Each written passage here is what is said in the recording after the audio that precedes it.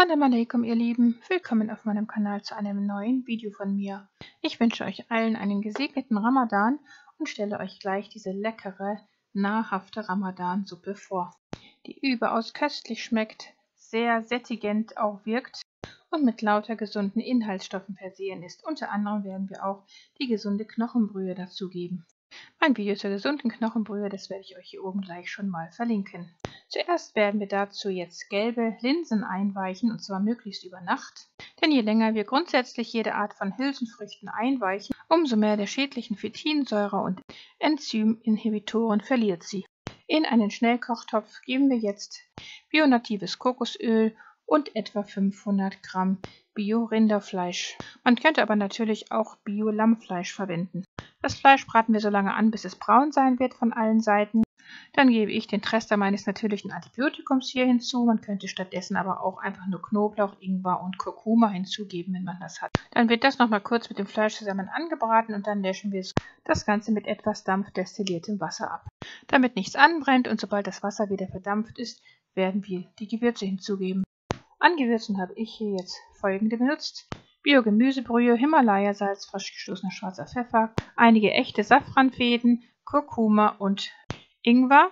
Dann folgende noch: Zimt, Kreuzkümmel gemahlen, Ras el Hanout und Koriander gemahlen. Das Ras el Hanout, das ist ein marokkanisches gemischtes Gewürz, was sehr gut zu dieser Suppe passt. Die Gewürze kommen alle dazu, werden kurz mit angebraten. Empfehlen möchte ich übrigens immer, die Gewürze selber zu vermahlen, dann erhalten sie ein viel intensiveres und frischeres Aroma.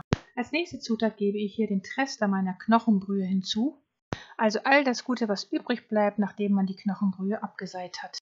Diesen Trester, den friere ich immer portionsweise ein und benutze ihn dann für jede Art von Suppe, weil er der Suppe nicht nur einen guten Geschmack, eine gute Konsistenz, sondern auch sehr viel Gesundheit schenkt. Und als nächstes kommt die gesunde Knochenbrühe hinzu. Die spülen wir nochmal aus, damit nichts von dieser kostbaren Knochenbrühe verloren geht. Und wie gesagt, das Video hatte ich euch oben ja schon verlinkt dazu. Man könnte anstelle von Wasser grundsätzlich nur von der Knochenbrühe hinzugeben, umso gesünder wird die Suppe dann werden. Ich hatte damals aber nur noch einen Rest davon übrig, deshalb halt nur wenig davon. Jetzt kommt noch eine Packung biopassierte Tomaten hinzu. Und dann füllen wir den Rest mit dampfdestilliertem Wasser auf.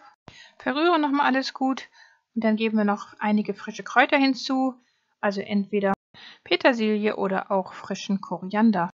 Und dann gebe ich noch einen Esslöffel oder einen halben Esslöffel Xylit hinzu, denn ein wenig Süße passt zu dieser Suppe hervorragend, denn sie ist auch marokkanisch angehaucht.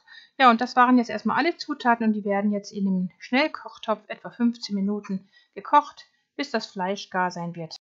In dieser Zeit spülen wir dann die lange Zeit eingeweichten Linsen gründlich durch. Und sobald das Fleisch gar ist, nach etwa 15 Minuten, öffnen wir den Deckel dieses Schnellkochtopfes wieder und fügen dann die eingeweichten und gut durchgespülten Linsen hinzu. Man könnte anstelle der gelben Linsen auch die roten Linsen verwenden. Durch die roten Linsen würde die Suppe etwas dickflüssiger werden.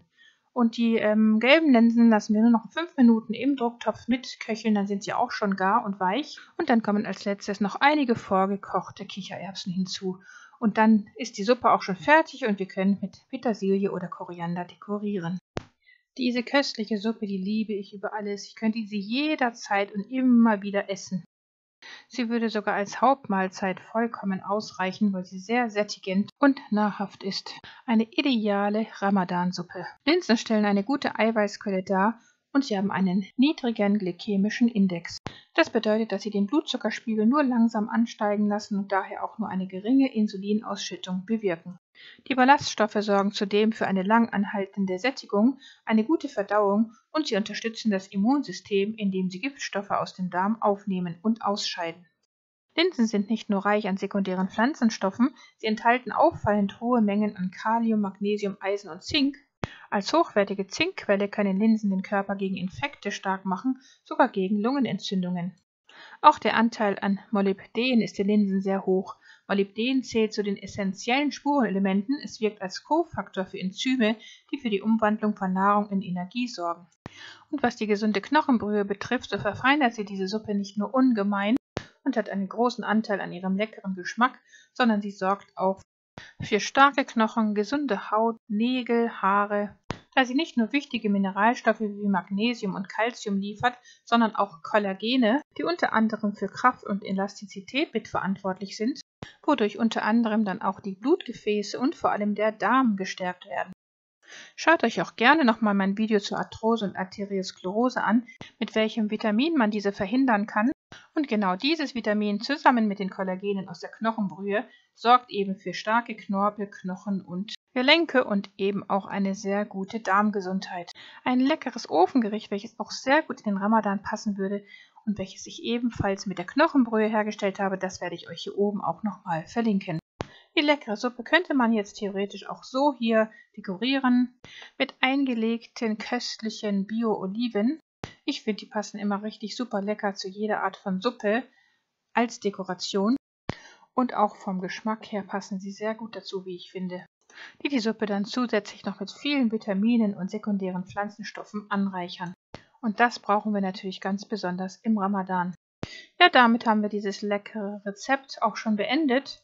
Ich wünsche viel Erfolg beim Nachmachen dieser köstlichen, nahrhaften Ramadan-Suppe. Vergesst nicht Bismillah zu sagen, gute Gesundheit und wenn euch mein Video gefallen haben sollte, dann gebt mir gerne einen Daumen nach oben und teilt dieses Video mit euren Freunden und Bekannten. Abonniert auch gerne meinen Kanal, wenn ihr es nicht schon getan habt. Vergesst auch nicht das Glockensymbol zu betätigen, damit ihr kein Video von mir verpasst.